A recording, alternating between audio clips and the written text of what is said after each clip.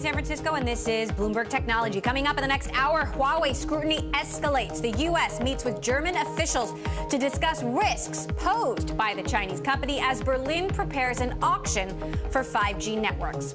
Plus, after a new report found Russian hackers heavily targeted black users, the NAACP is returning a donation to Facebook and calling for people to log out of the social network. We will speak with NAACP President Derek Johnson. And from production, quote, hell to hitting Model 3 milestones, we'll look back on the roller coaster year that was at Tesla. But first, to our top story, a U.S. delegation met with German counterparts Friday to share concerns over Huawei's role in Germany's 5G network scheduled for auction next year. The meeting comes amid fears that the telecom equipment maker is an enabler for Chinese espionage following the arrest of Huawei CFO Meng Wanzhou. Huawei held its first press conference since the arrest Tuesday, where the company's rotating chairman Ken Hu warned that blacklisting the Chinese company without proof will only hurt the industry. He told reporters, despite efforts in markets creating fear about Huawei using politics to interfere with growth, customers to continue to trust us and continue to work with us and build networks with our technologies. Meantime, in a speech Tuesday, Chinese President Xi Jinping warned other nations not to interfere in China. Take a listen. No one is in a position to dictate to the Chinese people what should or should not be done. Here to discuss, our Bloomberg Tech executive editor, Tom Giles. So, Tom, what is so significant about this meeting between the U.S. and Germany? This is the U.S. wanting to get its allies on board. There's big concerns here, and it goes way beyond the reasons that they used for arresting Meng, right? They talked about violating U.S. sanctions against Iran. They talked about she lied to a particular bank. But the concerns about Huawei are so much bigger than that. We're on the cusp of this huge rollout of 5G technology around the world. And so one issue is U.S. competitiveness. And Huawei is a vehicle for Chinese competitiveness in 5G, this critical infrastructure.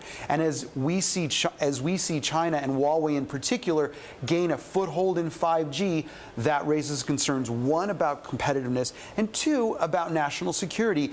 And this question of, does Chinese technology in critical infrastructure create inroads for China's government to spy on our network traffic, our interactions with other countries? Can they listen in on our telephone conversations? Can they listen in on these interactions, these communications between our allies and the U.S.? So it's about competitiveness and it's about national security. And so the more you see Huawei gaining a foothold in critical infrastructure around the world with our allies, the greater the concern that is to the U.S. So it's about so much more than just U.S. sanctions against Iran. Huawei has consistently denied having a backdoor to the Chinese government. Right. That said, its gear is banned in the United States, in Australia, in New Zealand, and now you have European telecom companies, including BT, Orange, Deutsche Telekom, voicing their concerns about Huawei. So does it sound like the U.S. allies are on board? They are taking a look at their relationships with Huawei. They're taking a look at they're taking a closer look, and they're saying, is there justification for the U.S. concerns? Is there justification for U.S. coming to us and saying, don't buy their equipment, sever ties with Huawei? How far to take that? This is important infrastructure. These are major contracts. This is critical infrastructure for your country. It's not a simple case of, people look at Huawei equipment and think, this is good. Why should we go to an alternative when we've had a good relationship with this company and we ourselves maybe have not had security concerns? We haven't found evidence of this. Do we take the U.S. word for it? And so what we don't know is how much proof is the U.S. showing in these non-public meetings behind closed doors with executives and officials from these countries. Meantime, the CFO, Meng Wanzhou, is awaiting extradition. Reminder, she is the daughter of the founder Correct. of Huawei. What is the latest on that? Right. So, we know the judge last week granted her bail, which was a big concern. She's got health concerns. She's got strong ties to Vancouver. They made the case, her defense made the case to the court. She should be allowed to live in Vancouver under house arrest and she's not a flight risk. So, court gave her the benefit of the doubt. She's got to wait. It's still going to be a few months before we see what the next developments are, until we see a little bit more about the U.S. case against her and Huawei in this particular instance. Meanwhile, we've got this brewing trade war in the background and continued worsening relationships, or delicate relationships, shall we say, between the U.S. and China. And President Xi Jinping doubling down in his latest speech celebrating the 40th anniversary of China's economic reforms and opening up. Tom Giles, thanks so much for our continued reporting on this story. We'll have you back. Oracle earnings, meantime, out with a strong sales forecast. The company signaling that it expects greater customer demand in transition to the cloud. The world's second largest software maker says revenue will increase up to 4% in the current quarter, and it expects higher growth through the second half of the fiscal year. Coming up, it is Apple versus Qualcomm in a global patent showdown. We've already heard from the attorney representing the manufacturers that make Apple products. Now we'll catch up with Qualcomm's general counsel. That is next. And if you like Bloomberg News, check us out on the radio. Listen on the Bloomberg app, Bloomberg.com, in the U.S. on Sirius XM. This is Bloomberg.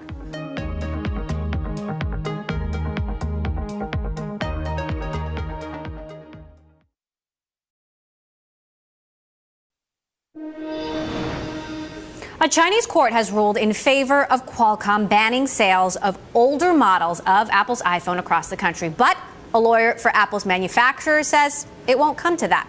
Monday, we spoke with that lawyer, Ted Boutros, who had this to say about the Apple-Qualcomm global patent showdown.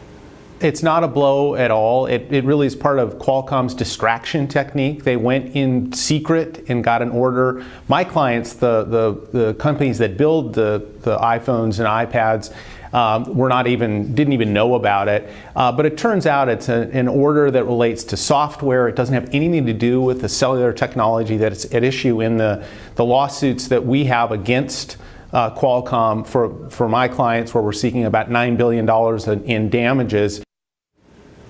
Joining us now to discuss the case, Don Rosenberg, Qualcomm's general counsel. Don, thank you so much for joining us. So look, Apple's side clearly out there hinting that this ban won't have any impact. You disagree.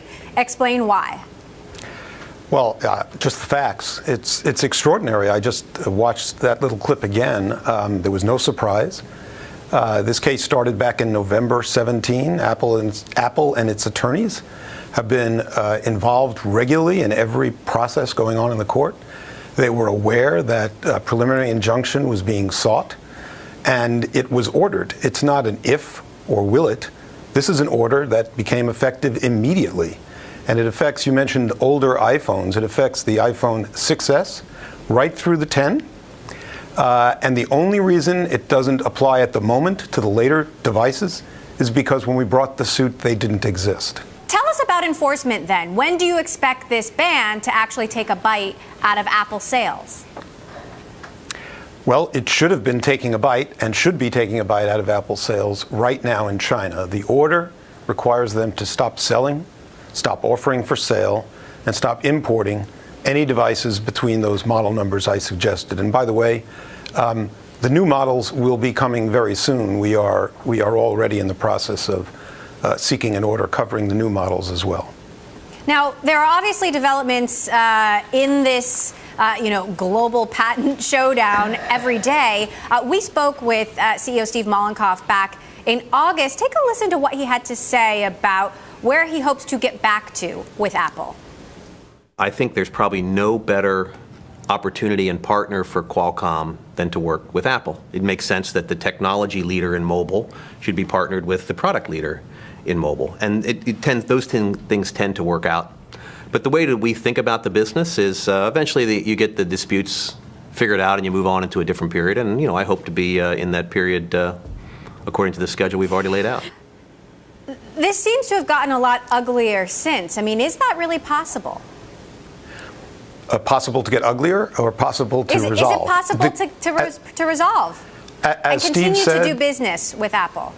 as Steve has said many times, this will resolve one way or the other, either through the court processes, which are going on all over the world, and rulings such as this recent China ruling, or through some kind of settlement process.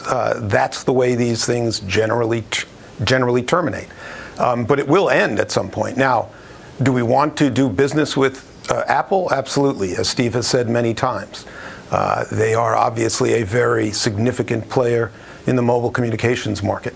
And if we were to get there, either through settlement or because one of these many milestones, as Steve describes them, have occurred, or more than one has occurred, and that brings the parties together, then so be it. Now, there seems to be some confusion on the pathway to resolution. Are the companies in talks or not? We are not talking about whether we're in talks. The companies obviously have engaged in the past, continue to engage on some level. It is absolutely apparent to everyone that can watch this that the companies are involved in extremely difficult litigation processes, and we're bound by certain confidentiality requirements. We're bound by the things that are going on from a day-to-day in court, but the process of negotiation is something that we're always open to. Meantime, the relationship between the U.S. and China has taken a turn for the worst. What's been the impact of the trade war on all of this? Well, I think it's hard to connect dots, although everybody tries to connect dots. It's also probably hard to assume that there's absolutely no impact. I can say this, though, about the particular issue that we started talking about. That lawsuit, as I said, has been in the works for well over a year. The ruling, as I understand it, we only received it around December 5th or so, was filed on November 30th. So that was even before the G20 meetings, for example. So I really don't think that this court, which was looking at the question of infringement of our intellectual property, was at all influenced in terms of its ultimate decision here. And that order of a preliminary injunction is a very, very strong order, which Apple has fundamentally tried to ignore it by telling the world, as Mr. Boutros did the other day. I guess he's speaking for Apple now as the lawyer for the contract manufacturers who are in China. But this is clearly something that was substantively ruled on, and the order is something that needs to be taken very seriously, unlike Apple seems to be. And I would, if it were my company, I would have immediately indicated that I would be abiding by this court order and following it to the letter. If I have issues, right, if I want to seek reconsideration, which they say they do, then they can do that. But unless and until this court turns itself around, this order is in effect. And by the way, it applies to phones even if they have new patches, even if they have new iOS installations, unless and until Apple can prove they have the burden to this court that these models are no longer infringing. Now, the FTC has also brought an antitrust case against Qualcomm, which is similar to Apple's. Qualcomm has said you're in settlement talks with the FTC. What are the chances any of these cases go to trial? Well, I think there's probably a pretty good chance that they go to trial. We're anxious to go to trial in San Diego, where we can prove that Apple and its contract manufacturers, in the case of the contract manufacturers, have breached their agreement. They haven't paid us in close to 2 years now for intellectual property that they had been paying us for, in some cases, 10 years. Apple has told those contract manufacturers not to pay them. To pay us, rather, and they are obeying. So we'd like that one to get to trial, and we'd like to establish our right to have those royalties paid, both for the past and going forward. The case with the FTC, as you say, we have been for now some time in settlement discussions. We hope to resolve that case. If we don't through settlement discussions, that's scheduled to go to trial in January. We believe we have extremely strong defenses. We believe the basis of the FTC case, like several other cases, is unfounded, and we think we can prove that. We'll have to leave it there. Don Rosenberg, Qualcomm General Counsel, thanks so much for stopping by to share your side of the story. Well, it's been a wild 3 months in equity markets, but for legendary investor and hedge fund manager Stan Druckenmiller thinks there is a bright spot, and that is cloud computing. Druckenmiller made his fortune predicting and navigating the last 4 recessions, and now he runs his own family office in Manhattan, where he spoke exclusively to Bloomberg's Eric Schatzker and explained his long position in the cloud and why he's expecting companies like Microsoft and Salesforce to outperform the rest of the market. Let's just take these cloud companies, which to me look like sort of mobile 10 years ago. They've got they're in the second inning of a 9-inning game as corporate America and corporate everything has to convert to the cloud. You're talking about Microsoft and I'm talking Amazon. about Microsoft, I'm talking about ServiceNow, I'm talking about Workday. These are companies you still like? I do like them. Salesforce, that kind of stuff, okay. They're very high priced.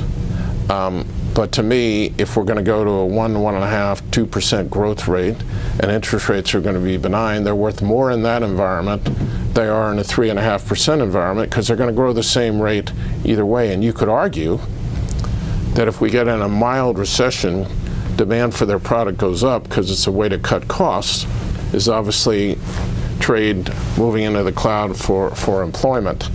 By the way, that view worked out beautifully and then was really bad in October. I was between 20 and 30% short the stock market the entire month of October and managed to lose 1%. You'd think it was mathematically impossible, but these names have such beta, and when you go from 9 times sales to 7 times sales, even though your earnings aren't missing a beat, it's a problem. But I look at them now and they're selling for quite a bit less than they were in, say, September. And again, I just described to you why I think they'll be okay over the longer term. Billionaire investor and former hedge fund manager Stan Druckenmiller speaking exclusively with our own Eric Schatzker.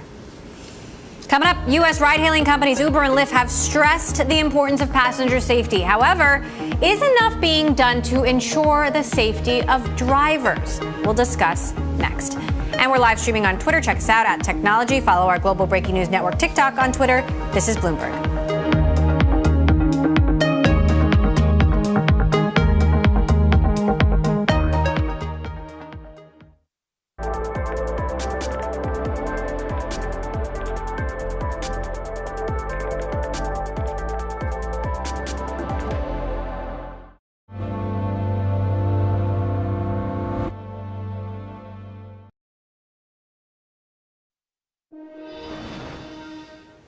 Uber and Lyft have been hailed for offering flexible work for mothers juggling childcare responsibilities and other demands. While the quick pay and independent work have drawn people in, many women who drive for Uber and Lyft, however, say they frequently encounter harassment and even assault. Joining us now, Bloomberg Tech Selena Wang, who's recently written on this topic. Selena, you talked to many drivers. What did they tell you? What was interesting was that these women were lured to these platforms because they are often taking care of kids, juggling many responsibilities, and really just trying to make ends meet. But what they weren't prepared for was the frequency of harassment that they experienced. These women were telling me that they're frequently propositioned for sex, they're being asked for drugs, they're being forcibly kissed, touched inappropriately.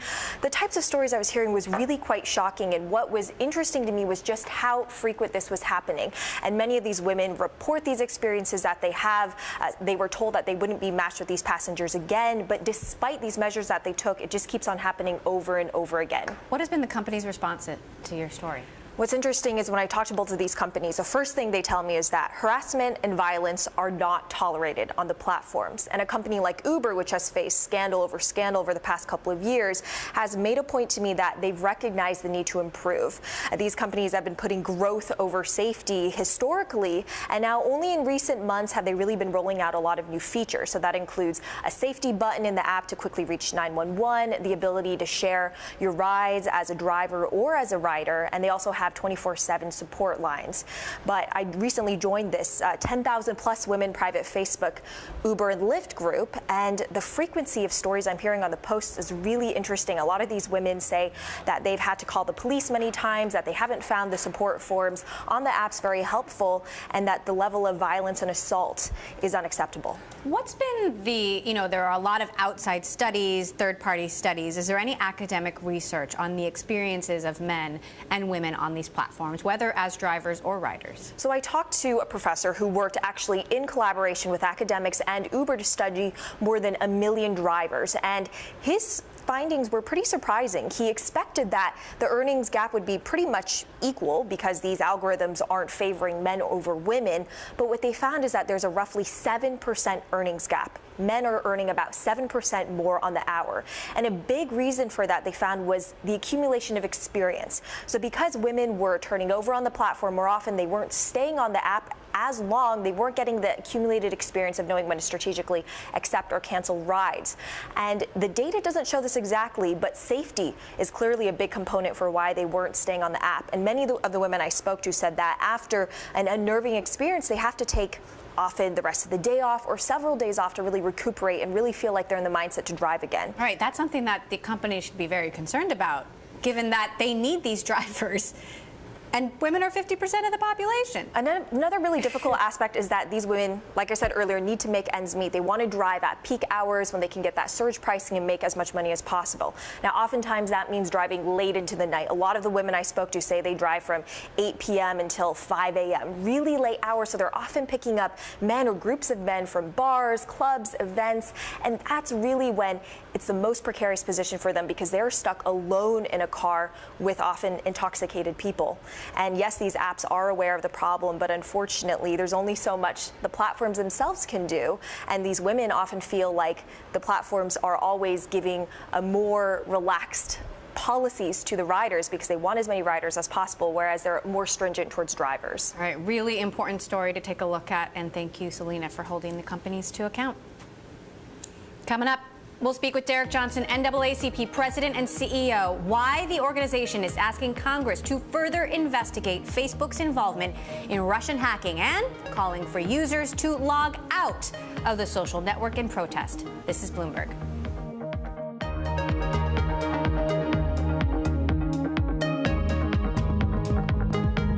It's such an interesting new world. The world is changing. For us, it's not about being first. It's about being the best. A lot will change over the next 5 years. We feel like we can maybe help people out more. I see the stock price flying sky high.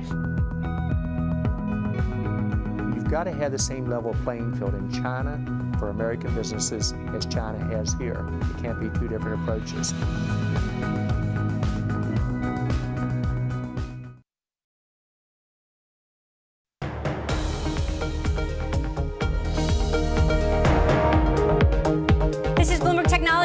Chang in San Francisco. The NAACP, one of the oldest U.S. civil rights organizations, is calling on users to boycott Facebook for a week. This comes after a new report from the Senate Intelligence Committee shows Russian hackers heavily targeted black users leading up to the 2016 election. Derek Johnson, NAACP President and CEO, joins us now from Baltimore. Derek, thank you so much for joining us. So why exactly are you asking users to log out, not just to Facebook, but Instagram? Well, Instagram and Facebook are part of the same company. We are concerned with the pace in which Facebook is responding to the reality that a foreign nation sought to subvert democracy by suppressing black votes. That is something that no U.S. corporation should tolerate, especially a company like Facebook, where African Americans over-index in terms of their usage. We should be protected as citizens of this country, and our corporations should make sure that our democracy is safe and sound. You've also returned a monetary donation you recently received from Facebook. You say as much in a tweet. How big was that donation, and what was the response from Facebook? Well, we've been in communication with Facebook. Our goal was to make sure they hear our concerns. Facebook sought to be a supporter of the NAACP. We felt that our value systems must align, that anytime a corporation refuses to support democracy by making sure that our citizens are protected, that the very nature of a company using racial hatred to divide this nation is something that shouldn't be tolerated. And the NAACP, our mission, fight against that. Therefore, we could not accept any monetary donation from Facebook at this time. Was it a sizable donation? Are you willing to share the size of it? Well, I prefer not to get into numbers. It was a donation, something that we would have standardly accepted. But at this juncture, anytime you have the scenario, compounding this is one of our partner organizations, Color Change, was targeted by a firm hired by Facebook, and they began to do op research. What would have happened if that would have been me or the NAACP? And so we stand in solidarity with Color Change and all the organizations that this third-party outside firm began to do opposition research on.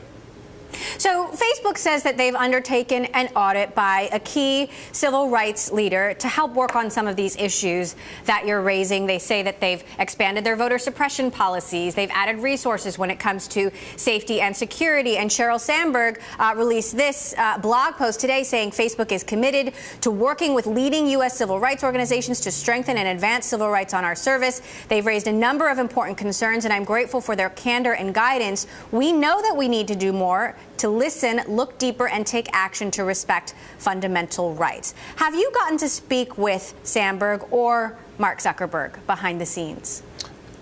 Yeah, I've spoken with Sheryl a couple of times. I do agree with her. Facebook need to do more.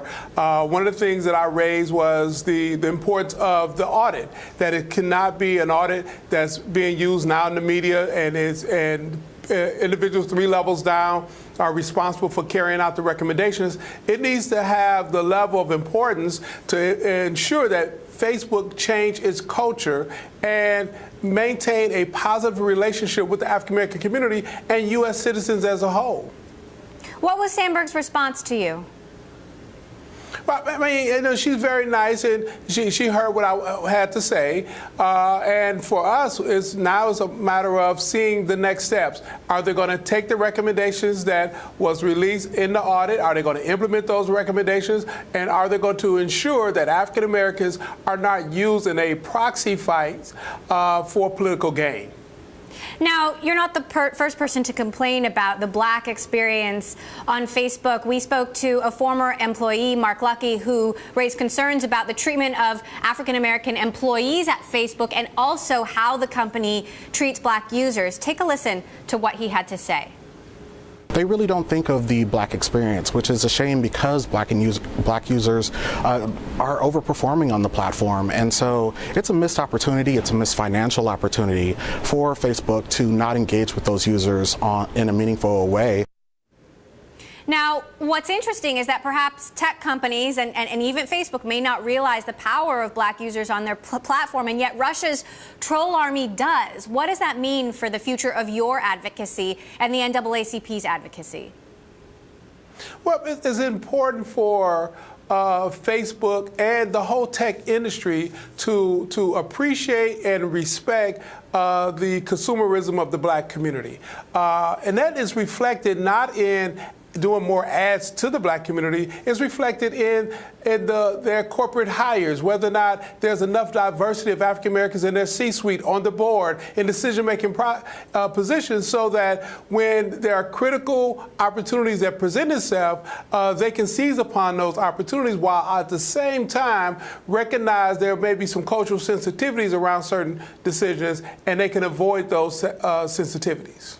So talk to us about what exactly you're calling for. We want to bring attention to the urgency of Facebook taking immediate actions to ensure that African Americans are not targeted by a foreign nation, that racial hate is not used on their platform, that they really look at their diversity in terms of their decision makers in the C-suite and on the board, if they have vendors, that those vendors are not used and weaponized towards African American organizations or our community. So what exactly do you want users to do? Is a temporary boycott enough? Well, what we're doing now is we ask our members and supporters to log off and simply not use Facebook for a day or for a week. And our goal is to make sure that Facebook understand the nature of what has taken place. The fact that racial intolerance have grown since 2016 election is something that many of us in African community, we are confronted with, and some people are living in fear. That was festered on Facebook's platform.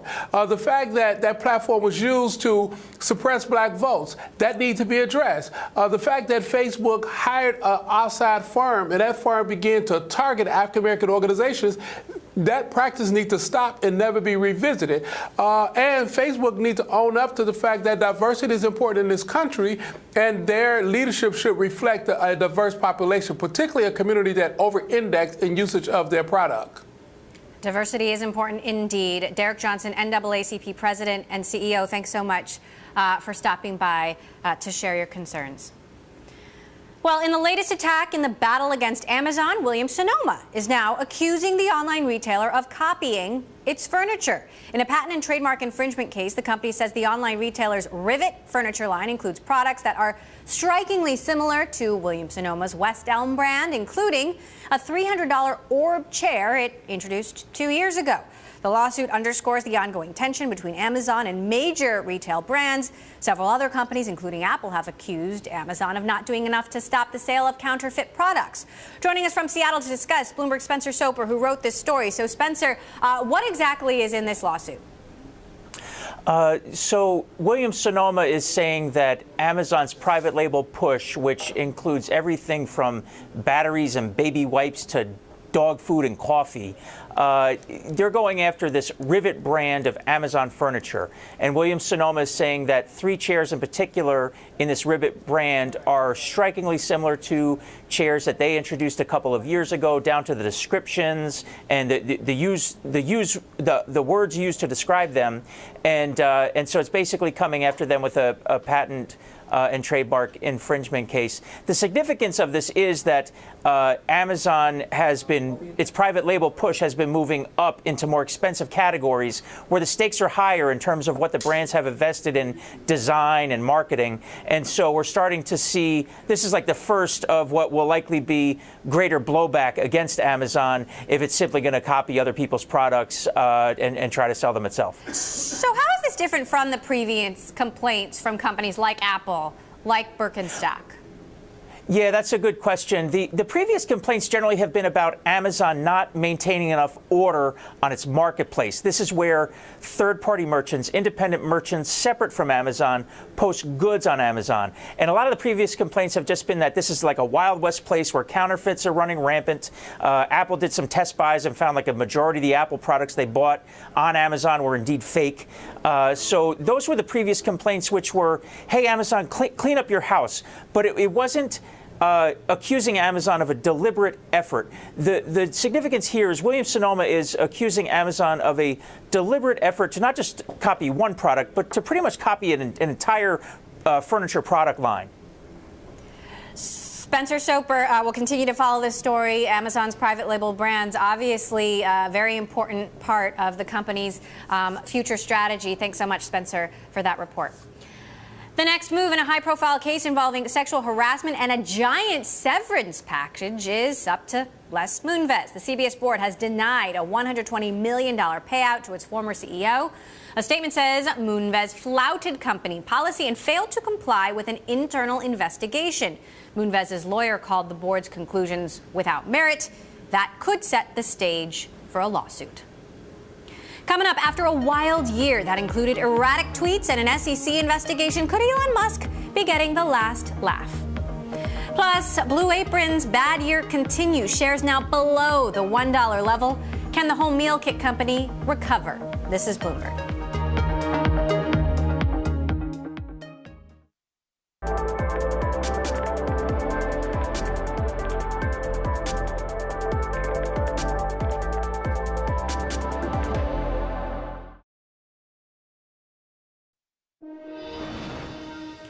The Tesla headlines in 2018 have kept coming so fast, it's been hard to keep up. From the fallout from CEO Elon Musk's funding-secured tweet to short sellers circling the stock, media coverage has been on anything but autopilot. Here to discuss the year that was for Tesla, we are joined by Bloomberg's Dana Hull, who covers the company, and Wired contributor Charles Duhigg, who recently wrote an extensive, in-depth piece about the inner workings of Tesla entitled Dr. Elon and Mr. Musk. Charles, you interviewed dozens of current and former Tesla employees, and I suppose a certain amount of love-hate in their relationship with Tesla is expected. But what surprised you most about these interviews? I think what surprised me most is how fairly chaotic it became in the company over the last 2 years. You know, from the outside, we saw Elon Musk talking about the Model 3 as one of the most difficult times of his life. But what we didn't understand is how intensely difficult it was for everyone inside the company as well. Right? People talked about it not only being a hellish year, but as being a year that was so challenging, 2 years, so challenging that many of them ended up leaving. One person said that everyone in the company ended up being in an abusive relationship with Elon. It was a year that really was not only transformative for the firm itself in that they got through the process of being able to make the Model 3, but that you saw such a huge exodus of talent, in part because the bloom was a little bit off the rose for many people about what kind of a company Tesla was. They talked about him in your piece being, 95% genius and 5% mad. One of the more startling anecdotes was this idea of rage firings, where Musk would say, I have to fire someone today. I just do. Tell us about that. Well, I heard that from another number of people, that one of the biggest challenges inside the company was that Mr. Musk oftentimes he's a very passionate individual, and that he would walk around, and that if you happened to encounter him and you couldn't answer his question right away, if you didn't have an answer that he was looking for, that you might be fired on the spot. One executive, for instance, told me that she had forbade her employees from walking close to the desk that Musk used at the Gigafactory because she was terrified that some random encounter might result in them being let go or otherwise impacting their career. It's a place where Elon Musk's personality imprints almost every aspect of the company. And he has said that he sleeps there overnight, that he wants to be at the front of the lines, leading them towards victory. But as a result, his quirks, his eccentricities, his short-temperedness has a hugely undue impact on the company itself. And it really is a reflection of who he is. And we cannot ignore the fact that Tesla, in the midst of all this, hit some huge Model 3 milestones, production milestones. I have this chart in my GTV library just showing how many more cars have been produced every quarter. So, Dana, tell us about the successes despite all of this. Well, as Charles reported, this was a hellacious year for everybody. You saw dozens of executives leave, and yet they managed to kind of record this record profit in the third quarter. Now everyone is waiting to see if they're going to do it again. And the Model 3, it's out there. People love the cars. Take a listen to this from 60 Minutes. Obviously a roller coaster year. The SEC issue seemed to be resolved, and then Musk says this on CBS. I want to be clear. I do not respect the SEC. I do not respect them. But you're abiding by the settlement, aren't you? Because I respect the justice system. Dana, what was your reaction to that?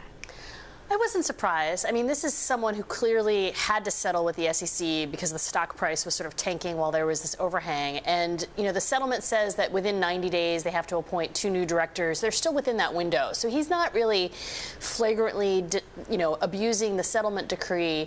He's not following the spirit of it in terms of his public statements, but he's not out of compliance. Now, Charles, Dana mentioned the executive turnover, and there has been a lot of it. Do you think, after all of your reporting, that Musk can continue to lead the company with that kind of turnover? Well, I think he's going to continue to lead the company whether anyone wants him to or not. He's the largest shareholder. He has an incentive system in place that would give him $55 billion if he continues leaving the company and hits certain milestones. It would be the largest package in history. Nobody can force out Elon Musk, and the board is not inclined to do so. It's a board that very much does exactly what Elon Musk tells them to do. I think the bigger question is, can they maintain this position in the marketplace? You know, for both consumers and for investors and for counterparties in this industry, trust is everything, right? We buy a car because we trust that it's going to do what it's supposed to do. Suppliers hand over parts without asking for cash on delivery because they trust that they're going to get paid. And one of the real challenges right now is that, as you saw in that clip, Mr. Musk has said that he signed an agreement with the SEC, but that he doesn't respect them at all. There's a question: at what point do people run out of trust? How much rope do they give a company or an executive before they start to say, look, we're just worried about the direction things are going? And when that happens, as we know in financial systems and marketplaces, once the trust is gone, it's very, very hard for a company to hit its full speed. And how much rope do you think current and potential employees will give him? I mean, will Tesla continue to be able to attract talent? I think at the line worker, absolutely. There's a long list of people, and in fact, they're seeing record numbers of, for instance, college graduates who want to come work at Tesla.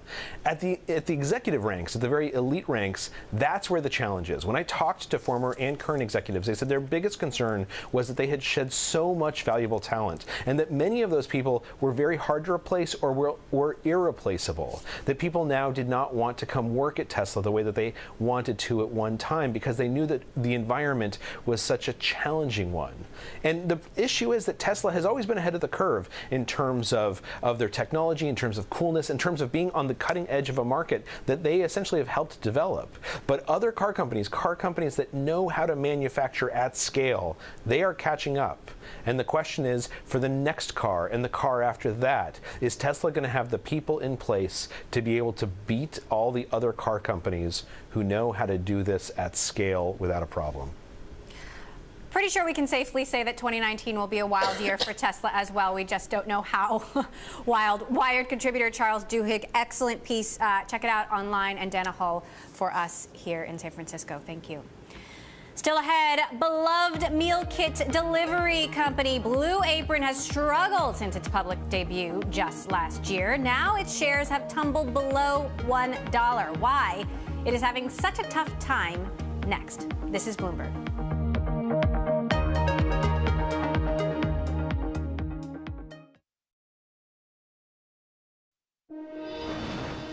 Blue Apron shares dropped below the $1 level Tuesday, extending a rough year for the company. It has lost roughly 90% of its value since going public in June 2017.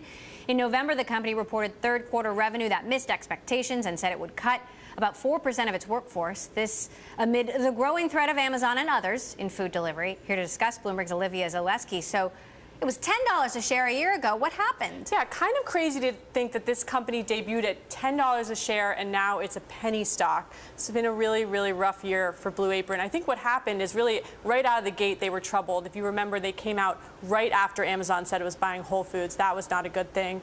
Then they had a lot of issues with their fulfillment centers. And believe it or not, meal kits are a really, really tough business. You know, there aren't great margins, and it's really tough to keep customers, and there's a lot of competition. And if it's a penny stock for what? 30 days, then it gets delisted? Yeah, if you're penny stock for 30 days, you have to come up with an alternative plan. So then what happens? I think they're looking probably for an acquirer at this point. You know, they've been doing a lot of partnerships with Costco, Walmart. They have one right now with Grubhub, Seamless. So I think they're hoping that someone will buy them. The question then becomes, who will buy a money-losing company? And really then, what is their value? I think they do have some value in the learnings and probably a lot of the mistakes that they've made, they've learned from those. Let's talk about the threat. I mean, obviously, there's food delivery, there's grocery delivery. We just had the head of Uber Everything, who basically runs the Eats business, talk about how they're seriously exploring grocery delivery. Take a listen. We're making a bet. You know, we're not, urgently getting into it, but we are starting to look at it. There are some grocery stores on Uber Eats, but more as a full-fledged grocery offering is something that we do think is adjacent to the Eats business. Now, one of the things he said was that prepared meals coming from grocery stores are actually a hot trend right now, and that's part of Blue Apron's main business, right? Yeah, I mean, those are prepared meals that have been made perhaps in the grocery store, so they come to you, you just have to heat them up or throw them on a plate. You know, what we're seeing is that the same people that order Uber Eats were ordering Blue Apron, and they probably felt that it was a novelty the first couple times that they used it, but they don't want to do that week after week after week. They just love the convenience of ordering food that arrives. They don't have to do much to it. So I think that those are the macro trends that are really affecting Blue Apron at this point, is that delivery is just food delivery, meal delivery, pre-made, is just so convenient. Right. We've seen other companies struggle, Instacart, DoorDash, and yet you still see these big investments. DoorDash just got a huge investment. Yeah. You know, despite the fact that margins are tough. Well, DoorDash, I think, is growing like a weed. They're doing extremely well, actually, and so is Uber Eats, we're seeing. You know, people just love to order food to their couch. They just don't want to move. So I think we can expect to see even more growth in those areas, for sure. Right. Olivia Zaleski continuing to cover the food space for us. Fascinating stuff there. Thank you so much for stopping by. And that does it for this edition of Bloomberg Technology. On Wednesday's show, we will be speaking with DoorDash CEO Tony Xu. And we are live streaming on Twitter. Check us out at Technology and follow our Global Breaking News Network TikTok on Twitter. This is Bloomberg.